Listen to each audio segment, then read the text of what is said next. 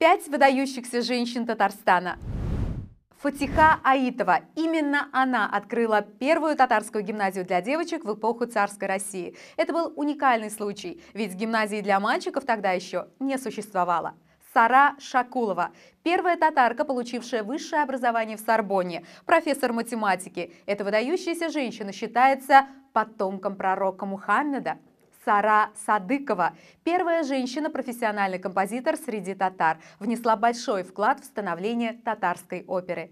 Разия Кутлуярова, первая мусульманка-врач в Российской империи. Права женщины-врача она получила благодаря личному содействию императрицы Марии Федоровны. Магуба Сыртланова, легендарная летчица, герой Советского Союза, единственная женщина из Татарстана, удостоенная в годы Великой Отечественной войны звания Героя Советского Союза. Известно, что немцы называли ее «ночной ведьмой». О других выдающихся женщинах Татарстана в следующем выпуске.